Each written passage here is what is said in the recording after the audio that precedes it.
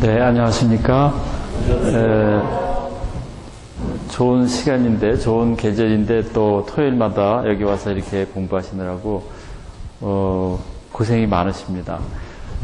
제가 좀 재미있는 말씀을 많이 전해드려야 되는데, 제가 별로 이렇게 말주변이 없는 사람이라서, 그렇게 재미가 없습니다. 그런데 이 내용은, 우리 신앙을 되돌아보는 이제 그런 의미에서, 한번 이 경전을 같이 읽어보고 또 경전에 담긴 의미들을 새겨보는 그런 시간이 되었으면 좋겠습니다. 저희가 그 대학이나 논어, 맹자 이런 책을 보지 않고 처음서부터 중용이라는 책을 읽기 때문에 사실은 조금 어려운 점들이 있습니다. 왜냐하면 주자는 중세 때에 이 유학을 아주 새롭게 정리한 학자가 주자라고 얘기하는데요. 주자는 이 중용이라는 책을 상당히 어렵게 평가했고 또 이 책에 대한 해석을 아주 형이상학적으로 즉 인간이 어떻게 그러한 도덕적인 마음을 가지고 살 수 있는가 하는 것을 형이상학적으로 풀었어요. 형이상학이라는 것은 어떤 걸 의미하냐 하면은 신을 전제로 하지 않고 인간이 도덕적 행위를 할 수 있는 걸 형이상학이라 그래요. 그러니까 이것을 일명 도덕 형이상학이라고 얘기해요. 철학에서는. 우리는 다 어떻게 도덕적 행위를 할 수 있습니까? 우리가 도덕적 행위를 하는 것은 하느님이 우리에게 도덕심을 도덕적으로 살 수 있는 그런 마음을 우리에게 주셨죠. 그래서 신앙을 가진 사람들은 그 문제에 대해서 어려움이 없습니다. 그런데 신앙을 갖지 않은 사람들은 늘 어떻게 우리가 도덕적으로 살 수 있는가 이것이 큰 의문이에요. 그렇지 않습니까? 또 다른 동물과 다른 종과 인간이 어떻게 다른가 그것은 분명히 인간은 어떻게 다르다고 생각하세요? 다른 동물과 인간이 다른 종과 생각할 수 있죠. 또 어떤 네, 생각과 말과는 또 아주 깊은 연관성이 있습니다. 또 어떤 것이 있을까요? 네. 계획을 세울 수 있다. 네, 그렇죠. 인간은 그냥 행동하지 않고 본능적으로 그냥 행동하지 않고 자기가 계획한 대로 미래 또 과거에 대한 것을 다시 회상하거나 성찰하고 미래에 대해서도 또 우리가 미리 이것을 예측해보고 또 그것에 대해서 그 가능성 또 그것이 가지고 있는 가치들에 대해서 생각해보는 것이죠. 저는 무엇보다도 인간이 그 공동체를 이룰 수 있는 것 그것이 상당히 큰 차이점을 보여준다. 우리가 인간과 가장 가까운 종을 이제 유인원이라고 보거든요. 침팬지 종류요. 그런데 침팬지들도 공동사회를 이루고 있습니다. 그런데 인간과 좀 다르죠. 인간이 이루고 있는 공동사회는 약육강식의 방식이 아니고 약한 자들을 도와주잖아요. 약한 자들과 함께 살고 또 그들을 위해서 공동체가 많은 어떤 그 사회적 장치들을 거기다가 제공함으로써 그 사람들이 대등하게 또 인간다운 삶을 산다고 볼 수 있는 것이죠. 그래서 그 동물은 아주 그 공동체에서 살아남기 어려운 그러한 자질을 갖고 있다면은 빨리 도태되도록 내버려 두죠. 그래서 일찍 죽습니다. 그러나 인간은 그렇지 않죠. 인간은 함께 더불어서 살고 또 더불어서 사는 것이 인간을 결속시키고 더욱더 사회성을 견고하게 했다고 할 수 있습니다. 그런 점에서 그러한 인간이 가지고 있는 고유한 도덕성 그것이 어디에서 왔을까? 이것이 상당히 큰 주제였는데 모든 문화권에서 가지고 있었던 그러한 주제였음에도 불구하고 이 동양에서는 그런 문제에 대해서 아주 철학적으로 깊이 연구했던 것이죠. 그래서 이 문제를 가장 깊이 있게 연구하는 이제 철학자는 맹자라고 할 수 있습니다. 맹자. 그래서 서양 사람들이 맹자의 책을 보고서 사실 깜짝 놀랐어요. 맹자 책이 1600년대 후반에 밝혀집니다. 이 라틴어로 전부 전해져요. 그러니까 제가 알기로는 1680년대에 동양의 사서가 서양에 다 전해지거든요. 그런데 그 가운데서 가장 늦게 전해진 사서 가운데 책 하나가 맹자예요. 그런데 우리가 알고 있는 그 서양의 철학자들이, 이 소위 계몽 철학자들이 여기에 관심이 많았습니다. 중국에는 어떻게 하느님도 모르는데 이렇게 사람이 선하게 사는가, 그런 생각을 했어요. 그래서 그 계몽 철학자들은 신을 떠나서 인간이 인간다운 삶을 살 수 있는 것이 무엇이냐, 여기에 관심이 많았죠. 아주 이성적인 삶을 살려고 했기 때문에. 그러다가 동양에서 이러한 도덕심이 서양 전통과는 달리 서양은 늘 도덕심이 이성에 있다고 보았는데 인간의 공감 능력에 있다는 것을 동양 사람들을 통해서 알게 되었어요. 참 특이하죠? 서양 사람들은 인간의 도덕심이 어디에서 나오는가? 항상 이성에서 나온다고 생각했어요. 실천적 이성. 또 달리는 의지적인 것, 우리 자율성, 이러한 측면에서 접근을 했는데, 동양을 보니까, 이 사람들은 직관, 어떤 아주 도덕적 직관을 상당히 중요하게 여기더라. 근데 직관이라는 것은 인간의 감정이거든요. 인간의 감정으로부터 나오는 도덕심. 이것이 확충이 되면은, 이것이 점점점 능력을 함양하게 되면은 도덕을 행할 수 있는 능력이 되는구나. 서양 사람들이 이걸 보고서 깜짝 놀랐습니다. 그래서 많은 철학자들이, 서양의 철학자들이 동양에 대해서 많은 연구들을 했어요. 그것이 17세기 후반에서부터 그렇게 연구하기 시작한 겁니다. 그래서 가장 우리에게 잘 알려져 있는 그 철학자들, 루소는 사실 그러한 동양의 책을 보지는 못했는데요. 루소 이후에 나온 이제 영국의 아담 스미스라든지 또 휴미라든지 이런 학자들은 동양에 대한 책들을 다 읽었습니다. 그리고 자기들이 이 공감이라는 것, 우리가 보통 얘기하는 심파티라는 말 아시죠? 그게 공감이거든요. 그래서 이 공감에 대해서 아주 새롭게 인식하기 시작했어요. 사실은 우리가 여기서 공부하는 내용들도 이 공감과 밀접하게 관련되어 있는 겁니다. 그래서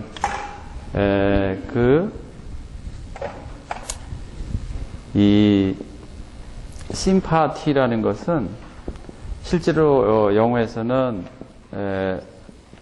이렇게 이렇게 우리가 보통 번역하는데요. 그런데 이제 우리가 공감이라는 말로도 이렇게 쓰지요. 그래서 이 공감 능력 혹은 동정심 이러한 말을 쓰는데, 그래서 이것은 하나의 그 도덕적인 마음의 발단이 되는 아주 중요한 개념이라고 볼 수 있습니다. 그런데 이 개념을 동양에서는 공감 이렇게 표현하지 않았고요. 이것은 번역어입니다. 왜냐하면 이게 심이라는 말이 합하다 그런 뜻이거든요. 우리 여러분들 심포니 아시죠? 심포니는 모든 소리를 모아놓은 걸 심포니라 그래요. 그런데 이제 이 심파티라는 말은 이것은 파토스라는 말에서 왔는데요. 감정적인 거죠. 인간의 정감. 그래서 이 심파티는 생각하지 않는다 이 말이에요. 생각하지 않고 직관적으로 직접 우리에게서 나타나는 것이죠. 우리가 두려울 때 생각하고 두렵지 않잖아요. 어떤 장소에 들어가면은 바로 두려움을 느끼고, 여기 들어오면 어떻습니까? 편안하고 신성함을 느끼죠.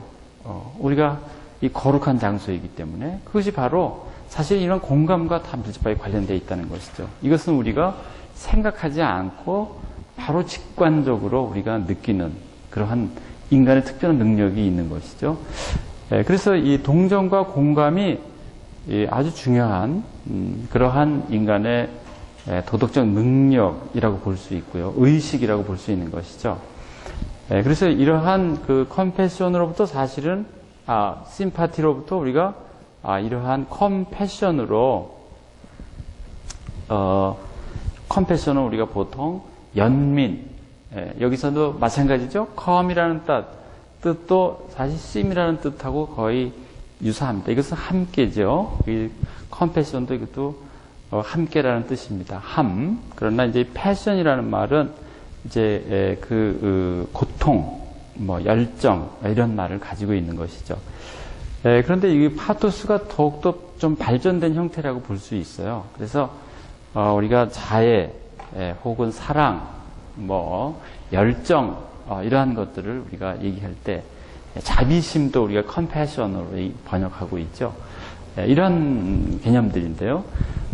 중용이 사실은 우리에게 그러한 인간의 가장 기본적인 도덕성에 대한 어떻게 도덕이 나타나는가 하는 문제들을 얘기하고 있습니다.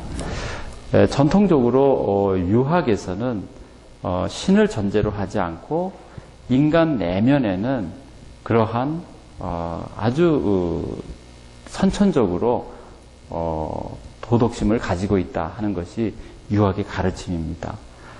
그런데 그러한 그 유학의 가르침을 우리 나라에서는 심학이라는 그러한 전통 안에서 더욱더 그걸 규명하려고 했어요. 규명하는 가운데에서 그러한 인격적인 요소들이 많이 나타났다고 볼 수 있는 것이죠. 저는 우리가 신을 전제로 하지 않고 사람들이 선한 행동을 하는 것 너무나 아름다운 것이죠. 그렇지 않습니까? 그것이 인간다운 것이죠. 그런데 우리가 신을 인식하고 그러한 선한 행동을 할 때는 어떤 이것을 안 하면은 내가 어떤 벌을 받기 때문에 그러는 것이 아니라 아주 깊은 인격적 관계를 거기서 발견한다는 겁니다. 그러니까 새로운 어떤 내가 선한 행동을 할 때 그 대상과 나와의 관계 안에서 아주 특별한 어떤 새로운 행위의 위상을 갖게 된다는 것이죠. 그것이 이제 신앙이 우리에게 가르쳐주는 또 새로운 측면이라고 볼 수 있습니다. 오늘 여러분들하고 제가 이것은 어떤 분이 정리한 내용인데 중용이라는 책 전체를 한번 여러분들에게 소개할 필요가 있어서 이 책을 여러분들에게 오늘 유인물로 나눠드렸는데 이것은 제가 정리한 것은 아니고요. 어떤 분이 정리한 것을 제가 맨 뒤에다가 이제 인터넷 주소도 제가 적어드렸는데 좀 보기 쉽게 여러분들하고 같이 이 강의가 진행되는 동안에 이 텍스트가 가장 기본적인 텍스트이기 때문에 이 텍스트를 꼭 지참하시고 여기에 해당되는 원문과 관련지어서 제가 다산 선생님이나 이백 선생님의 말씀들을 이제 전해드릴 겁니다. 그래서 이 텍스트는 아주 기본이 되는 교과서예요. 그렇죠? 네. 근데 여기에 본래는 주자의 주석도 있는데요. 그러면 너무 두꺼워지기 때문에 그건 다 뺐습니다. 그거는 필요한 부분은 제가 여러분들한테 소개해 드리고요. 오늘 우리가 같이 읽어볼 내용은 그 2장까지, 1장에서부터 2장까지의 내용입니다. 그래서 원문을 우선 읽어보고, 그 다음에 원문에 따른 그 주석을 또 다시 한번 우리가 살펴보는 방식으로 그렇게 진행하도록 하겠습니다. 지난 시간에 우리가 한번 다 읽어봤는데요. 이 내용을 다시 처음부터 1장과 2장만을 한번 읽어보고 오늘 나눠드린 두 번째 유인물을 가지고서 강의를 진행하려고 합니다. 1장을 보게 되면은 거기에 뭐라고 써 있습니까? 천명지위성이요 설성지위도요 수도지위견이라 이렇게 돼 있죠. 그 해석은 하늘이 명한 것을 성이라고 하고 그 성을 따르는 것을 도라고 하고 도를 닦는 것을 교라고 한다. 이 첫 마디가 중용의 모든 사항이 가르침이 이 안에 내재되어 있다. 제가 지난 시간에 그렇게 말씀드렸는데요. 그래서 이제 다시금 그 내용을 그 다음의 내용 문장도 그 앞의 내용에 대한 설명이라고도 볼 수 있어요. 그러니까 그 경이지만 하나의 그 경으로서 그 안에 내재되어 있는 해석을 또 한다는 것이죠. 그래서 도야자, 불가 수유리야, 가리 비도야 이런 말이 있었죠. 지난 시간에도 한번 했던 내용입니다. 그래서 도라는 것은 잠시도 떠날 수 없는 것이다. 누구로부터 떠날 수 없는 것이죠? 네, 우리 사람으로부터 도가 떠날 수 없는 것이다. 가리 만약에 그것이 떠날 수 있다면은 비도야, 도가 아니다. 그 말입니다. 그러니까 인간은 도 안에 있다. 오늘 우리가 이 내용을 가지고 다시 한번 다산 선생님의 해석을 들어볼 텐데요. 일단은 원문을 그 경을 한번 보는 것입니다. 시고로 군자는 개신호 기소 부도하며 공구호 기소 불문이니라. 그러므로 도가 우리와 항상 떨어질 수 없기 때문에 그런 까닭으로 군자는 여기서는 보이지 않는 바지요. 보이지 않는 바에도 개신하고 삼가하고 그 들리지 않는 바에도 두려워 떤다. 그 말입니다. 그래서 이것은 전전긍긍이라는 말 뒤에 다시 나옵니다. 여러분들 뭐 할 때 전전긍긍 하시죠? 전전율률이라고도 해요. 전전율률, 전전긍긍. 이게 바로 개신 공부하는 거예요. 어떻게 해야 될까?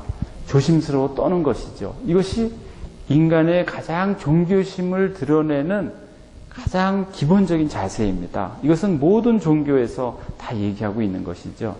이것은 거룩함의 체험이라고 보통 종교학에서는 얘기하는데요. 이 말씀이 바로 그런 것입니다. 또 막현호은이며 막현호민이 고군자 신기독이하라 그랬어요.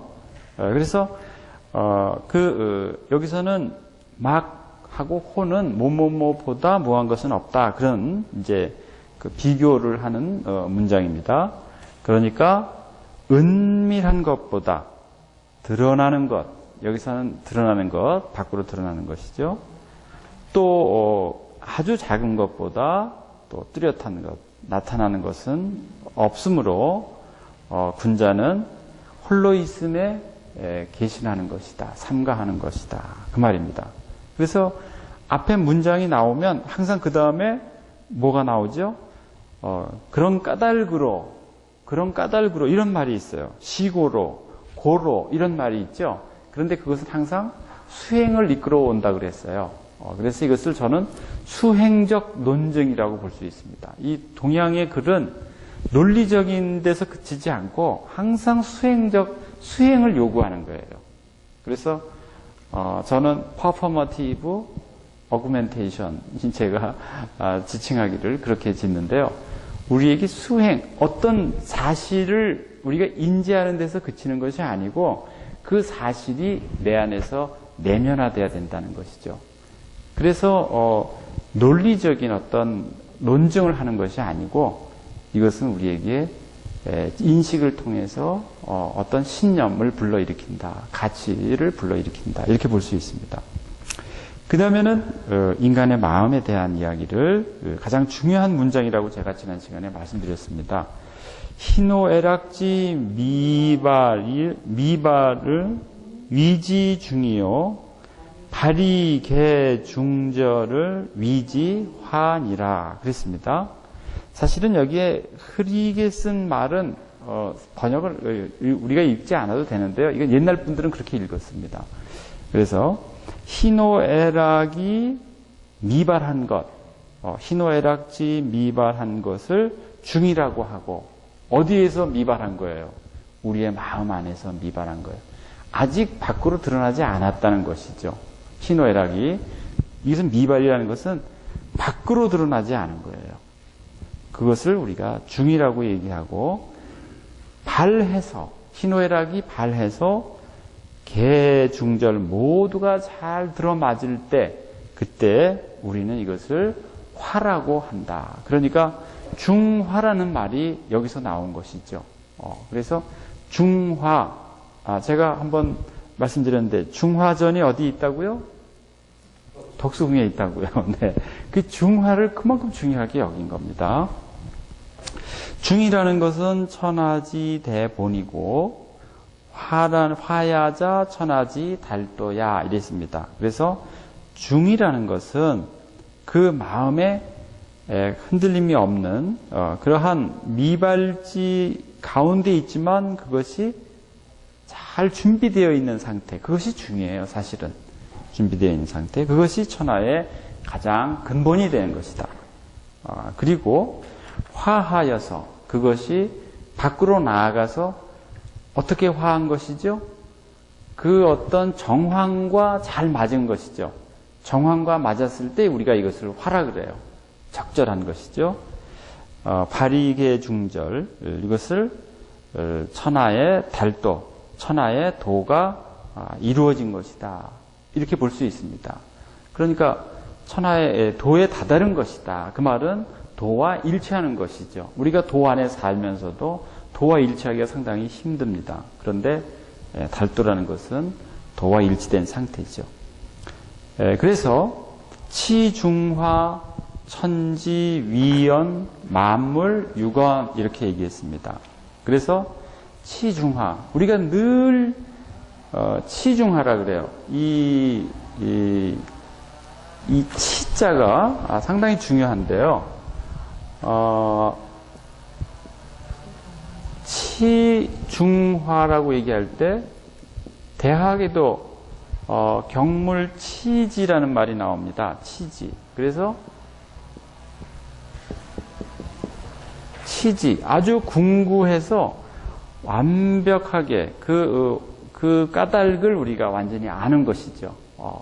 우리가 궁구해서 경물치지라는 말이 있는데요. 경물이라는 것은 그 물에 내재되어 있는, 모든 대상에 내재되어 있는 이치를 아는 것이죠. 경물. 그 이치를 치지, 아주 궁극적으로 다 알아내는 걸 우리가 경물치지라 그래요. 그런데 여기서는 상당히 뭐죠? 인식론적이죠. 치지라고 얘기할 때는 인식론적입니다. 그런데 여기서 치중화라고 얘기하는 것은 상당히 수행적이에요. 그래서 대학과 중용은 짝을 이루는 책이거든요. 실제로 읽어보면은 대학과 중용이 서로 경과 위가 되고 있어요. 하나는 경이 되면 하나는 위가 된다. 하나는 시줄이고 하나는 날줄이다. 이렇게 돼서 서로를 엮어주고 있습니다. 그것은 뭐냐? 우리가 대학과 중용을 통해서 완전한 인간상을 구현할 수 있다. 이것을 우리에게 보여주는 것이죠. 그런 점에서 저는 치중화는 아주 수행적인, 우리의 인성이 그렇게 바라도록, 조화의 상태로 바라도록 이끌어주는 것이고, 치지는 모든 사물의 이치가 어떠한지를 궁극적으로 인식하는 그러한 능력이라고 볼 수 있겠습니다. 그러한 단계라고요. 그래서 여기에 치중화를 하게 되면은 천지가 위언이라 그랬어요. 그렇죠? 천지가 자리를 잡는다. 이 위자가 우리에게 아주 익숙하다고 지난 시간에 말씀드렸죠? 삼위일체할 때의 위자를 여기서 가져온 겁니다. 천지가 자기의 자리를 가지고 있어요. 모든 하늘이 자리 어디 있죠? 위에 있죠? 땅은 아래에 있고요. 사람은 어디 있어요? 가운데 있죠. 그래서 사람이 굉장히 중요한 겁니다. 하늘과 땅과 이것을 이어주는 존재예요. 사람이 중국어에서는 상당히 그런 게 잘 유비적으로 설명이 되어 있습니다. 크다 그럴 때도 그냥 크게 표현하지 않고요. 하늘 아래에 있는 사람의 모습을 그려놓은 거예요. 여러분들 큰 대자 있잖아요. 이 대자, 천. 이 대자가 이게 사람이거든요. 사람. 근데 천은 이 사람 위에 있는 어떤 지평을 얘기하는 것이죠. 절대적 지평. 이것이 바로 천이에요. 그래서 이게 대인과 관련되어 있는 것이죠. 우리가 소자, 어린아이는 어떻게 했습니까? 어린아이는 머리만 커요. 그래서 손 이렇게 하고 있는 게 어린아이거든요. 그래서 어린아이는 이렇게 하고 다니죠. 보통. 대소 이렇게 서로 상관적인 관계를 통해서 이 개념들을 설명하거든요. 그런데 중요한 것은 천을 설명할 때는 인간과 관계되는, 정말 대인과 관계되는 그러한 어떤 지평을 얘기하고 있는 것이죠. 절대적 지평. 그래서 천지가 하늘과 땅 모든 것이 자기의 자리를 잡는다. 여기서 인간의 역할이 얼마나 중요합니까? 인간이 어떤 위상을 갖고 있느냐에 따라서 다 자리를 잡는다는 거예요. 우리가 가정을 보더라도 그렇지 않습니까? 아버지와 어머니가 어떤 위치에 있느냐에 따라서 아이들이 다 자기의 자리를 잡을 수가 있거든요. 저는 어린아이들이 잘못되는 거 다 어른 탓입니다. 지금 우리나라 교육의 문제점들이 다 우리 젊은이들에게 나타나 있어요. 젊은이들이 직장도 못 잡지요. 또 많이 사회적으로 불안정하지요. 뭘 해도 미래가 보장되어 있지 않죠. 사회가 그렇게 불안하니까 교회에도 젊은 사람들이 별로 없습니다. 저희 때는 젊은 사람들이 굉장히 열정적으로 교회에 나가서 가르침을 받고 그것을 또 사회에 가서 실현하고 그랬거든요. 데모도 참 많이 했어요. 그리고 또 그러한 가르침도 교회 안에서 그런 좋은 강론들을 우리가 듣고 또 그런 힘을 또 얻었거든요. 요새는 그런 움직임들이 별로 없습니다. 또 저도 아이들이 둘이나 있지만 그런 얘기하기가 쉽지가 않아요. 너희도 밖에 나가서 좀 불의에 투쟁하면서 살아야 되지 않느냐? 그러면 뭐라고 대답하겠어요? 지금 너무나 자기가 어떻게 될지 불안하기 때문에 그런 용기도 없다 그러죠. 이게 너무나 안타까운 일입니다. 그런데 우리의 마음은, 중용에서는 그렇게 얘기를 해요. 우리의 마음이 중화를 이룰 때 모든 것이 자리를 잡는다. 이것은 정말 우리에게 큰 의미를 저는 부여한다고 봅니다. 또 만물도 유건한다. 만물이 다 자란다. 어떻게 자랄까? 만물이 본래의 모습대로 자라난다는 것이죠. 그래서 제가 지난 시간에는 밖에 풀을 보면은 우리의 마음의 상태를 알 수 있다. 이런 말씀을 드렸는데요. 이 중용이 그런 것들을 성찰하게 해주는 그런 책이다. 이렇게 말씀드릴 수 있겠습니다. 1장의 내용에 대해서 이제 오늘 우리가 다시 한번 살펴보겠지만요. 2장까지 한번 같이 읽어보겠습니다. 2장에 중리왈 군자 중용 소인은 반중용이니라. 이렇게 돼 있죠. 중리왈이라 그랬어요. 중리는 누구를 얘기하죠? 공자님을 얘기하시는 거죠. 공자님이 중리께서 군자는 중용이요, 소인은 반중용이다 이렇게 얘기했어요. 그러니까 군자는 늘 중용을 행한다 그 말이죠. 그런데 앞글에서 용에 대한 설명은 없었어요. 그렇죠? 네, 치중화한다. 그런데 이 치중화가 사실은 용이라고 볼 수 있습니다. 이 치해서 늘 그렇게 다다르는 모습, 늘 변함없이 그렇게 내가 할 수 있다면 그것이 바로 용이라고 볼 수 있습니다. 그러니까 중화를 한시도 놓치지 않는 것이 사실은 중용이에요. 중화하는 것을 늘 이루어내는 거예요. 그러니 얼마나 전전긍긍해야 되겠습니까? 내가 이것이 맞는지 안 맞는지 늘 생각해야 되기 때문에요. 그러나 소인들은 어떻다는 거예요? 반중용이에요. 중용과는 거리가 멀다 그 말이죠. 중용과는 어긋나게 한다. 네. 그 다음 문장도 보죠. 군자지 중용야 군자이 시중 소인지 반중용야 소인이 무기탄냐. 무기탄, 기탄 없이 무엇을 한다. 그런 말 들어보셨죠? 네. 기탄이 없다는 것은 꺼리낌이 없다. 그 말이죠. 그러니까 군자의 중용은 뭡니까? 군자이 시중이라 그랬어요. 군자로서 군자로서 하는 게 더 우리말에 쉽습니다. 어울립니다. 군자로서 시중한다 그랬어요. 시중이라는 것은 그 때에 중절한다. 그 때에 맞게 그렇게 행한다 그 말이죠. 중절. 앞에 중절이 나왔잖아요. 예. 이 시중이라는 말은 논어에서 나온 말입니다. 시중지도라는 말이 있어요. 알고 계시죠? 네. 다 알고 계신 내용입니다. 시중지도. 이거는 뭐냐? 도라는 것은 딱 정해져 있는 불변의 가르침이 아니다 그 말이에요. 도라는 것은 그 때에 있다는 것이죠. 그래서 시중. 그 시 가운데 이때는 어떤 일의 정황을 얘기하는 것이죠. 어떤 일이 생깁니다. 그럴 때 우리가 어떻게 내가 움직여야 되는가. 시중 그때 내가 어떻게 해야 하는지가 그 안에 내가 마땅히 해야 할 일이 거기에 있다는 것이죠. 마땅할 의가 있다는 거예요. 이 의라는 말도 사실 여기에 있습니다. 그 시중과 더불어서 있어요. 내가 어떻게 거기에 가장 합당하게 내가 행동할 수 있을까 하는 것이 바로 시중을 얘기하는 것입니다. 그러나 소인은 어떻습니까? 소인은 여기 본문에는 반자가 빠져 있어요. 소인도 물어보면은 자기도 중용을 한다고 얘기하지요. 그렇지 않겠습니까? 소인한테 물어보면은 자기는 나는 중용하지 않는다 이렇게 얘기하지 않아요. 저도 하는 만큼 합니다 이렇게 얘기하죠. 그런데 그 하는 만큼 하는 것이 어떻게 하는 것인가? 기탄 없이 한다 그 말이에요. 우리 하는 말 중에 가장 위험한 말이 뭐냐면은 기탄 없이 한번 말씀해 보십시오. 그것은 뭐냐? 반중용하십시오. 그 말이랑 똑같아요.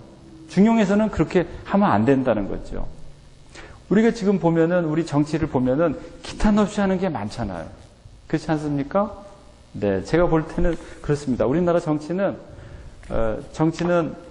아주 그 기탄 없이 하는 것이 너무 많다고 생각이 들어요. 저는 우리가 사회적 삶이 두 가지가 있다고 생각이 들어요. 우리가 사회 안에서 참여하면서 사는 것이고 또 종교적인 삶, 공동체 안에서 내가 함께 사는 것이죠. 사회는 어떻습니까? 저의 신념과 가치가 같겠습니까? 다르겠습니까? 사회는 다릅니다.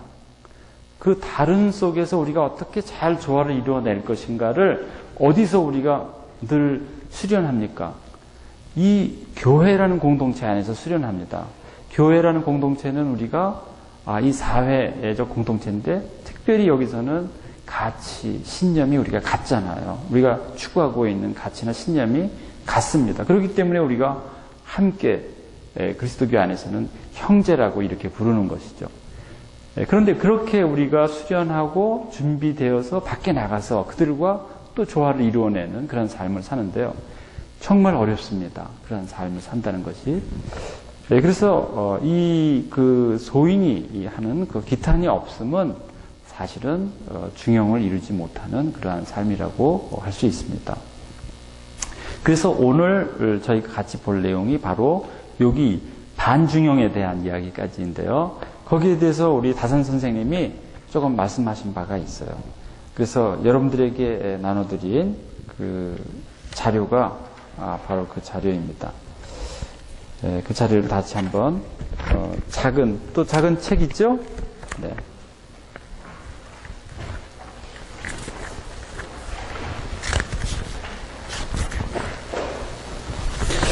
네, 그것을 한번 같이 보도록 하겠습니다.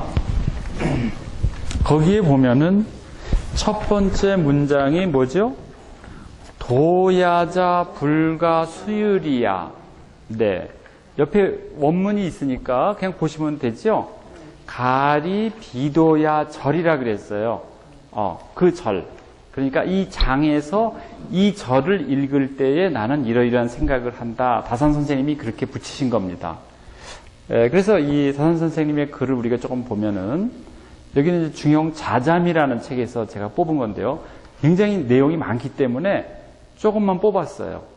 그래서 우리가 제한된 시간 동안에 이 강의를 진행해야 되기 때문에 필요한 아주 짧은 부분만 뽑았는데요. 거기엔 뭐라고 돼 있냐. 잠왈 도지 불가리 하야 이 솔성지 위도야 솔성즉 불가리야 하야 이 천명지위 성야 이렇게 되어 있습니다. 거기까지만 보죠. 그래서 잠왈이라는 것은 살피다, 잠이 살피다의 뜻도 있고요. 스스로 살피다, 자잠이라 그랬거든요. 또 스스로 살펴서 주석하다 그렇게 생각해도 됩니다. 그러니까 내가 이것을 살펴보건대 사람이 도와 도가 불가리, 도가 사람과 떨어질 수 없음은 하야. 왜 그런가? 하야. 이렇게 보는 것이죠. 그것은 이 솔성지위 도라 그랬어요. 그것은 성을 따르는 것을 뭐라고 그랬죠? 도라고 이야기했기 때문이다. 그 말이죠. 솔성, 성을 따르는 것. 성 안에 무엇이 내재되어 있죠? 천명이 내재되어 있죠. 그래서 하나님의 명이 천명지위성이라고 얘기했기 때문에 바로 그 성을 따르는 것이 도인데 그것이 떨어질 수가 있겠는가 그 말입니다. 솔성즉 불가리 그 성을 따르는 것은 그것은 분리될 수 없는 것이다 그 말이죠. 성을 따르는 것 그것은 사람에게서 분리될 수 없는 것이다. 사람은 선천적으로 그 성을 따르지 않을 수 없다 그 말입니다. 왜 그런가 하야 천명지위 성야 다시 앞으로 돌아오는 것이죠. 그것은 천명이 바로 성이기 때문에 천명을 일컬어서 우리가 성이라고 얘기했기 때문이다. 그러니까 그 천명이라는 건 뭐예요? 하늘의 명령이죠. 하늘의 명령이 우리 인성 안에 내재되어 있습니다. 그래서 천성이라고도 얘기해요. 여러분들 유교에서는 천성이라는 말 씁니다. 쟤는 천성이 어떻다 저렇다 이렇게 보통 얘기하는데요. 그게 바로 천명지위성이에요. 그런데 여기에 그 천명이 바로 성이기 때문에 우리가 그것으로부터 벗어날 수가 없다. 우리 마음을 살펴보면은 그 안에 천명이 내재되어 있음을 알 수 있다는 것이죠. 천명즉 불가리 하야 경활 귀신지 덕은 채물이 불가유 견 하장 불가유 고 불가리야 이렇게 써놨습니다. 거기를 보면은 천명이라는 것은 떨어질 수 없다고 얘기했는데 하야 왜 그런가? 경에 보면은 귀신의 덕이라 그랬어요. 귀신의 덕은 채물이 되어서 귀신의 덕은 여기 뭐야? 만물의 체가 되어서 그 말입니다. 채물이라는 것은 만물의 본체가 되어서 이 말이죠. 채용이라는 말이 있어요. 채용. 그래서 이것은 상당히 유학적인 표현인데요.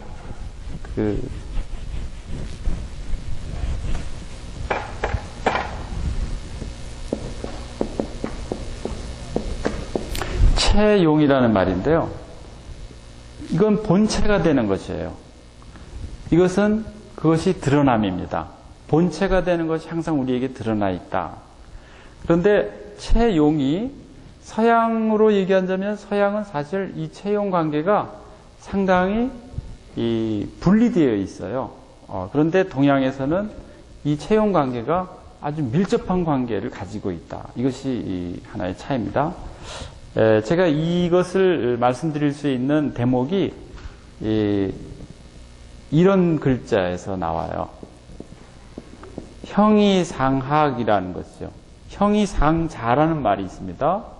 형이상자는 뭐라 그러죠? 형이상자는 도라 그래요. 이 형이상자는 도라는 말은 역경에 나오는 말입니다. 그리고 형이하자는요.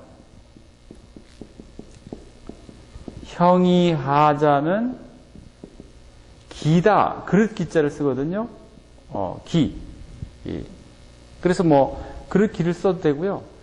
이것은 이제 도를 나타내는 것이고 도와 기의 관계. 근데 이 기라는 것은 어떤 현상으로 우리에게 존재하는 걸 다 기라고 얘기하는 것입니다. 그런데 이때에 상당히 재미있는 표현은 저는 이 어조사 이가 상당히 재미있다고 생각이 들어요. 왜 그런가? 서양에도 형이상학이라고 있습니다. 이 형이상학이라고 번역할 때 여기서 따왔어요. 누가 따왔겠어요? 아주 똑똑한 사람들이 따왔겠죠. 일본 사람들이 따온 겁니다. 일본 사람들이 다 서양의 학문을 가져오기 위해서 다 번역을 했어요. 중국 사람들도 그 일을 다 못했습니다. 일본 사람들이 다 했습니다. 그래서 동아시아에서 쓰고 있는 학술적인 용어는 다 우리가 일본 사람들의 덕을 보는 거예요. 그런데 잘 번역했어요. 왜냐? 일본의 학문 수준이 상당히 높습니다. 지금 동아시아의 유학이나 뭐 동아시아 철학을 가장 높은 경지로 이끌어간 나라를 뽑으라면은 중국이 아니에요. 중국은 문화혁명 때문에 다 무너졌댔어요. 지금은 공자문화원이라는 걸 새로 세워서 지금 다시 시작하고 있지만요. 일본입니다. 중국 모든 사전도요. 한화대사전이라는 책을 만들었어요. 모든 경서를 읽고 그것을 사전으로 만들었습니다. 일본 사람들이 대단해요. 저도 그 사전을 보고서 깜짝 놀랐어요. 어떻게 이런 사전을 다 만들어낼 수 있었을까? 우리나라는 뭐 했을까요? 다른 예인데요. 소위 그리스도교의 스콜라 철학을 대변하는 그 원천이라고 얘기할 수 있는 책이 토마스 아퀴나스의 신학대전이라는 책입니다. 제가 알기로 이 책이 일본에서는 1960년대에 번역이 완료됐어요. 우리나라는 언제 완료됐을까요? 우리나라는 지금 번역 중입니다. 이거 뭐 언제부터 번역했는지 몰라요. 이 학자가 있다, 저 학자가 있다, 이거 번역도 중구난방으로 되는 거예요. 이 사람은 이렇게 개념을 이렇게 해석했는데 저 사람은 저렇게 해석. 그 공통점도 없을 수가 있는 것이죠. 저는 뭐 번역서 별로 제가 보질 않기 때문에요.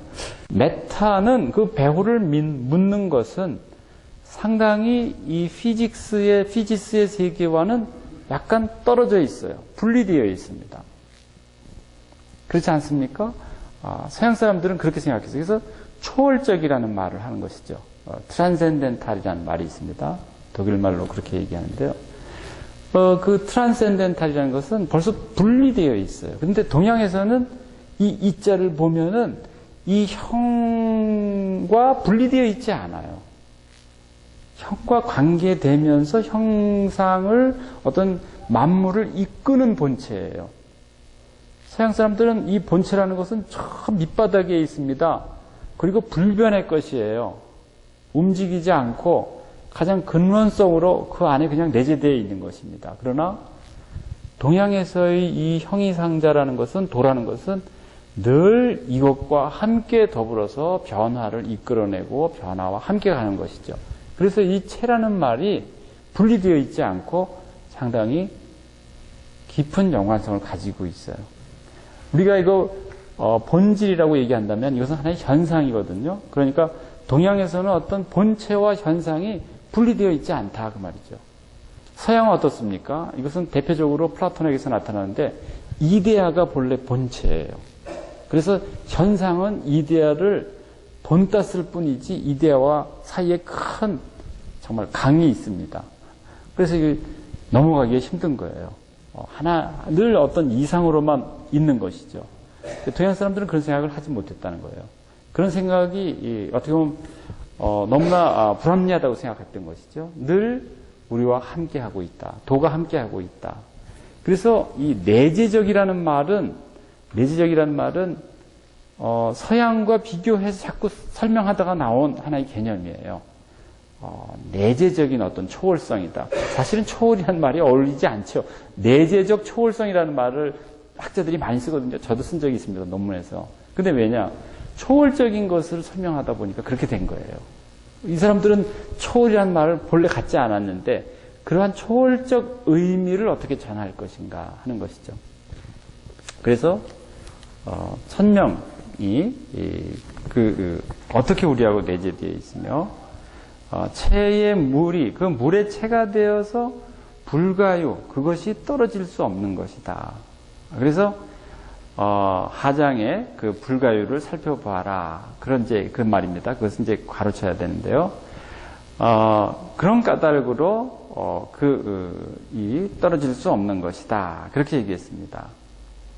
그 다음에 아주 비유를 들었는데요. 진인이 봉군명이 적초 기자진지초 보보개 차도야 보보개 군명야 부원 득리 차도 이렇게 있습니다. 이 말은 상당히 재미있는 말인데요. 진나라 사람이 군명을 받들어서 임금의 명령을 받들어서 어디로 가는 것이죠? 초나라에 가는 겁니다. 이제 이 진나라가요 마지막으로 이 초나라를 멸망시킴으로써 천하를 평정하게 돼요. 여러분들 진시황 아시죠? 네, 진이 이제 큰 제국을 이루게 되는데 그 마지막에 제일 큰 나라가 뭐냐면은 이 초나라였어요. 그래서 초나라는 좀 남쪽에 자리 잡고 있었는데 이 나라를 빨리 정복해야지 천하를 이제 할 수 있습니다.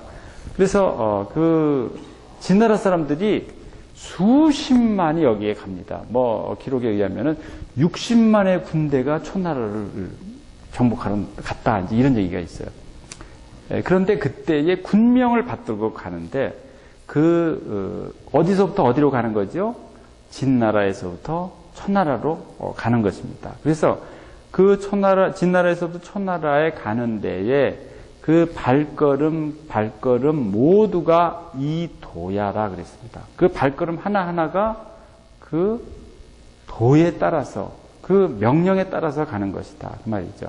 이 길이다 그래서 여기서는 이 길이지만 어떤 길이죠? 명령을 따르는 길이죠.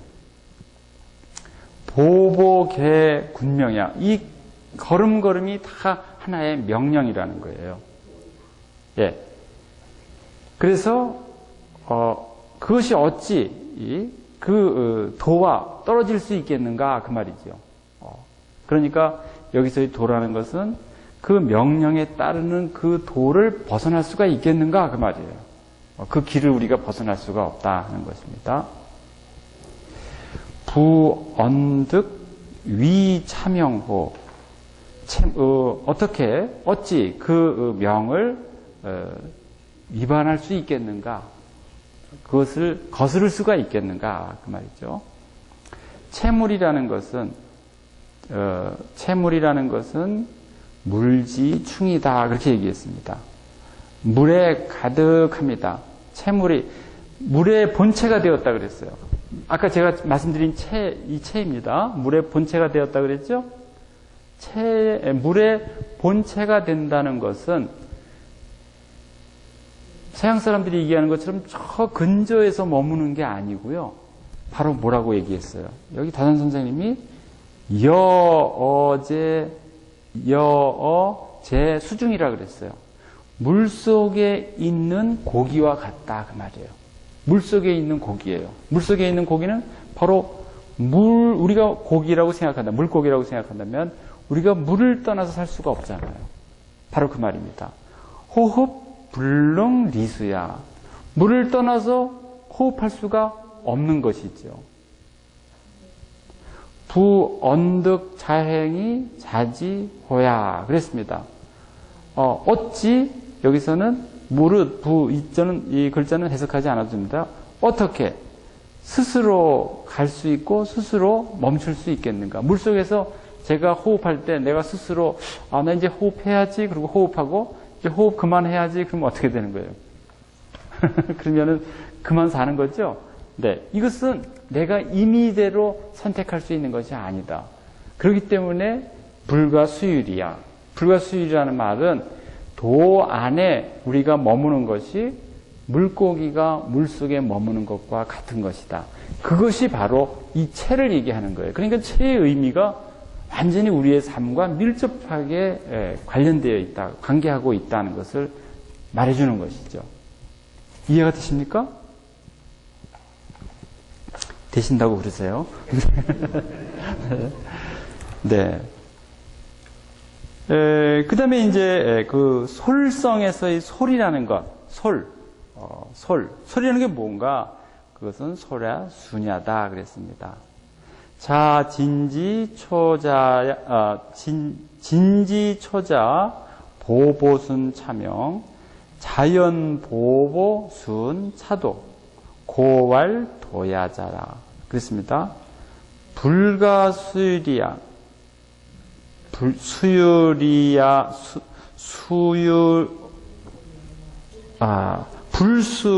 불수유리 즉 용야 이렇게 얘기했습니다.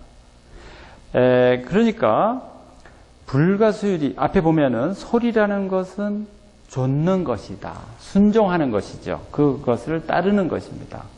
솔성이라 우리 마음을 따르는 것은 거기에 내가 순종하는 것이다. 진에서부터 초로 가는 자는 보보, 그 걸음걸이가 이 명을 따른다 그 말이죠. 그래서 자연히 보보 그 발걸음이 이 도를 좇는 것이니 이런 까닭으로 도라고 얘기하는 것이다. 그러니까 그 차도, 이 도 안에 그냥 가는 길이 아니라 명령을 따르는 길이죠. 그래서 우리가 이것을 도라고 얘기하는 것이다. 불가수일이야, 잠시도, 모름지기 잠시도 떨어질 수 없기 때문에 여기에서 용을 얘기하는 것이죠. 앞에서 우리가 용이 나오지 않았다 그랬죠? 그런데 다산 선생님은 잠시도 떨어질 수 없다. 그건 바로 뭐예요? 잠시도 떨어질 수 없다는 건 바로 항상 상을 생각하게 되잖아요. 그렇죠? 그래서 바로 이 잠시도 떨어질 수 없는 것을 뭐라고 얘기하느냐? 그것이 용이다 그 말이에요. 그러니까 중용의 용자는 불가수유리의 그 수유리, 불가수유리, 잠시도 떨어질 수 없는 것을 말하는 것이다. 그러면 조금만 쉬었다가 이 그다음 내용 또 가도록 하겠습니다.